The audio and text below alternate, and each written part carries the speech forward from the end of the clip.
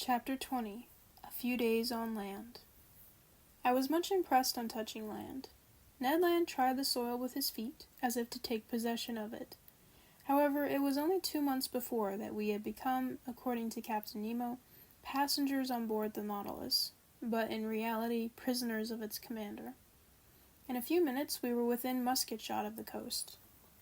The whole horizon was hidden behind a beautiful curtain of forests. Enormous trees, the trunks of which attained a height of 200 feet, were tied to each other by garlands of bindweed, real natural hammocks, which a light breeze rocked.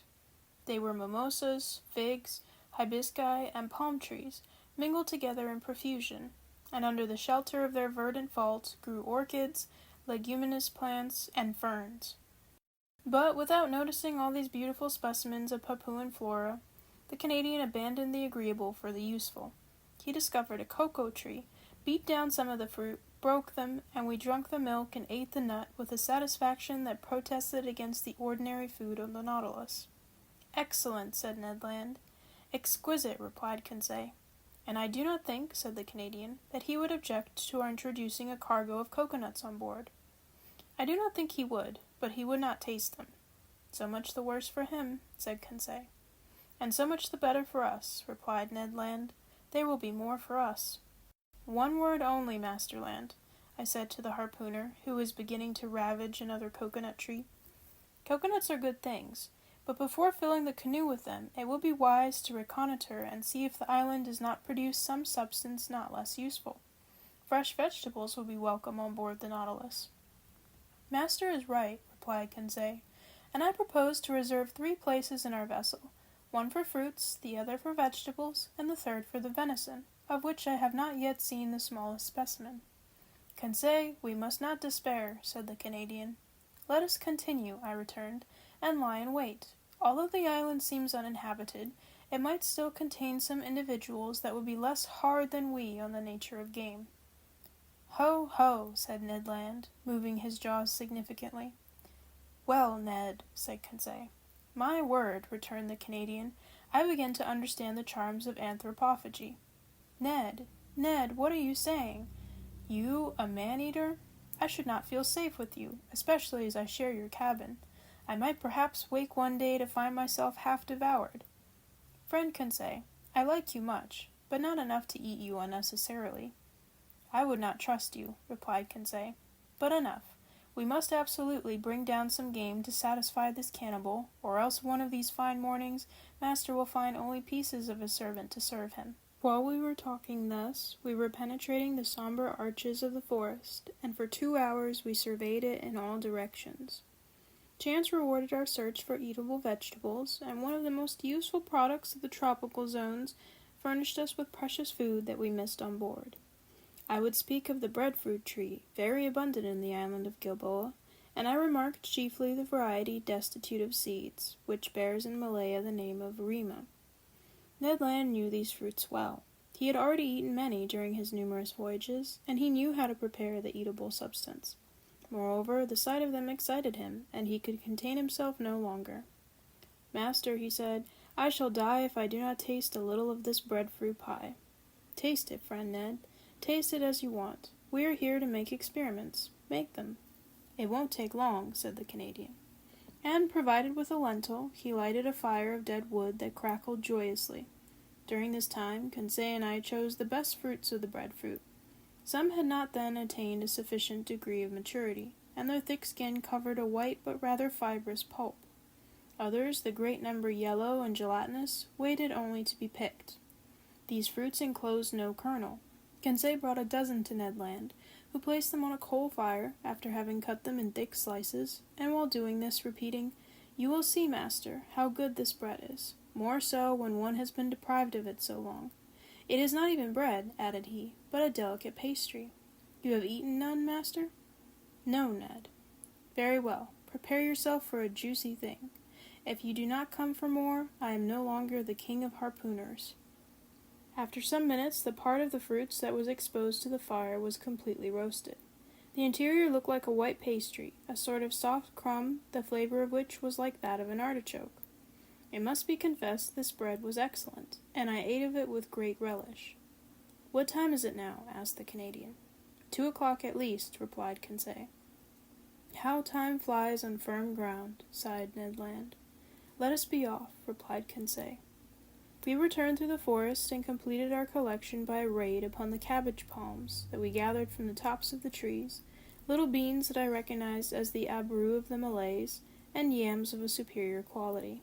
We were loaded when we reached the boat, but Ned Land did not find his provisions sufficient. Fate, however, favored us. Just as we were pushing off, he perceived several trees from 25 to 30 feet high, a species of palm tree. At last, at 5 o'clock in the evening, loaded with our riches, we quitted the shore, and half an hour after we hailed the Nautilus. No one appeared on our arrival. The enormous iron-plated cylinder seemed deserted. The provisions embarked, I descended to my chamber, and after supper slept soundly.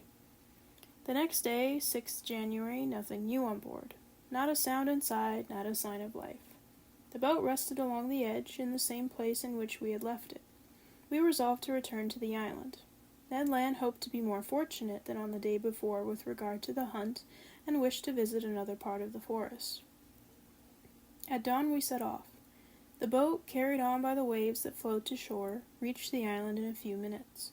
We landed, and, thinking that it was better to give in to the Canadian, we followed Ned Land, whose long limbs threatened to distance us. He wound up the coast towards the west. Then, fording some torrents, he gained the high plain that was bordered with admirable forests. Some kingfishers were rambling along the watercourses, but they would not let themselves be approached.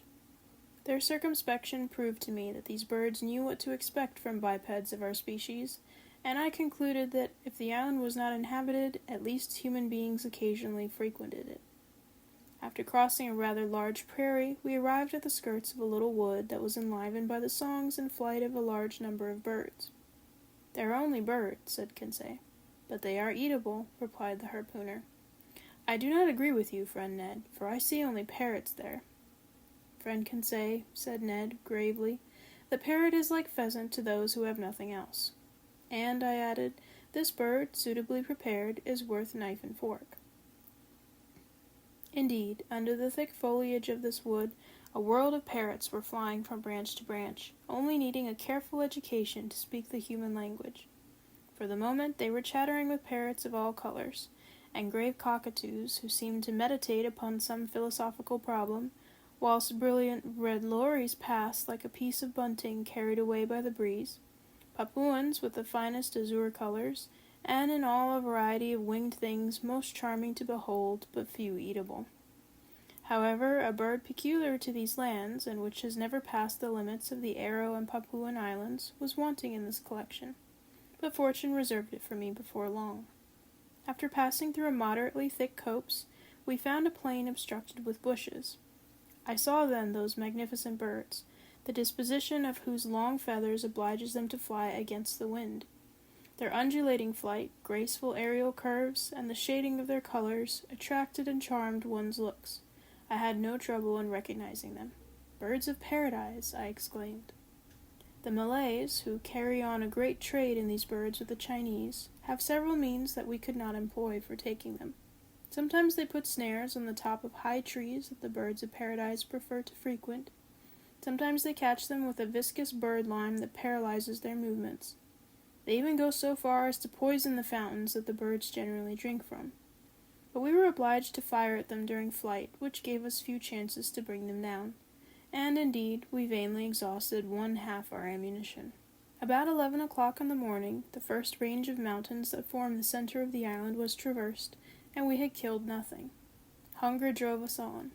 The hunters had relied on the products of the chase, and they were wrong. Happily, Conseil, to his great surprise, made a double shot and secured breakfast. He brought down a white pigeon and a wood pigeon, which, cleverly plucked and suspended from a skewer, was roasted before a red fire of dead wood. While these interesting birds were cooking, Ned prepared the fruit of the bread tree. Then the wood pigeons were devoured to the bones and declared excellent.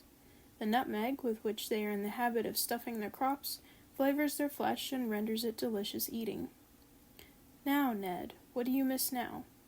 "Some 4-footed game, M. Aronnax. All these pigeons are only side dishes and trifles, and until I have killed an animal with cutlets, I shall not be content."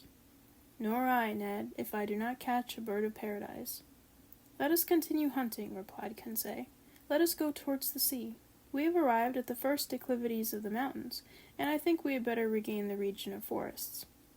That was sensible advice, and was followed out. After walking for 1 hour, we had attained a forest of sago trees. Some inoffensive serpents glided away from us. The birds of paradise fled at our approach, and truly I despaired of getting near one when Conseil, who was walking in front, suddenly bent down, uttered a triumphal cry, and came back to me bringing a magnificent specimen. Ah, bravo, Conseil. Master is very good. No, my boy, you have made an excellent stroke. Take one of these living birds and carry it in your hand. If master will examine it, he will see that I have not deserved great merit. Why, Conseil? Because this bird is as drunk as a quail. Drunk? Yes, sir, drunk with the nutmegs that it devoured under the nutmeg tree, under which I found it. See, friend Ned, see the monstrous effects of intemperance. By Jove, exclaimed the Canadian, because I have drunk gin for 2 months, you must needs reproach me. However, I examined the curious bird. Conseil was right. The bird, drunk with the juice, was quite powerless. It could not fly, it could hardly walk. This bird belonged to the most beautiful of the 8 species that are found in Papua and in the neighboring islands. It was the large emerald bird, the most rare kind. It measured 3 feet in length. Its head was comparatively small, its eyes placed near the opening of the beak, and also small, but the shades of color were beautiful, having a yellow beak, brown feet and claws, nut-colored wings with purple tips, pale yellow at the back of the neck and head, and emerald color at the throat, chestnut on the breast and belly. 2 horned, downy nets rose from below the tail, that prolonged the long, light feathers of admirable fineness, and they completed the whole of this marvelous bird, that the natives had poetically named the Bird of the Sun. But if my wishes were satisfied by the possession of the bird of paradise, the Canadians were not yet. Happily, after 2 o'clock, Ned Land brought down a magnificent hog, from the brood of those the natives call bari-outang. The animal came in time for us to procure real quadruped meat, and he was well received. Ned Land was very proud of his shot. The hog, hit by the electric ball, fell stone dead. The Canadian skinned and cleaned it properly, after having taken 6 cutlets, destined to furnish us with a grilled repast in the evening. Then the hunt was resumed, which was still more marked by Ned and Conseil's exploits. Indeed, the 2 friends, beating the bushes, roused a herd of kangaroos that fled and bounded along on their elastic paws. But these animals did not take to flight so rapidly, but what the electric capsule could stop their course. Ah, Professor, cried Ned Land, who was carried away by the delights of the chase.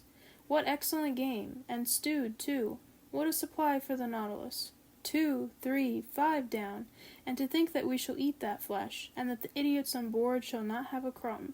I think that, in the excess of his joy, the Canadian, if he had not talked so much, would have killed them all, but he contented himself with a single dozen of these interesting marsupials. These animals were small. They were a species of those kangaroo rabbits that live habitually in the hollows of trees, and whose speed is extreme, but they are moderately fat, and furnish at least estimable food. We were very satisfied with the results of the hunt. Happy Ned proposed to return to this enchanting island the next day, for he wished to depopulate it of all the eatable quadrupeds, but he had reckoned without his host. At 6 o'clock in the evening we had regained the shore. Our boat was moored to the usual place. The Nautilus, like a long rock, emerged from the waves 2 miles from the beach. Ned Land, without waiting, occupied himself about the important dinner business. He understood all about cooking well. The bari-outang, grilled on the coals, soon scented the air with a delicious odor. Indeed, the dinner was excellent. 2 wood pigeons completed this extraordinary menu. The sago pasty, the artocarpus bread, some mangoes, 6 pineapples, and the liquor fermented from some coconuts overjoyed us. I even think that my worthy companion's ideas had not all the plainness desirable. Suppose we do not return to the Nautilus this evening, said Conseil. Suppose we never return, added Ned Land. Just then a stone fell at our feet and cut short the harpooner's proposition.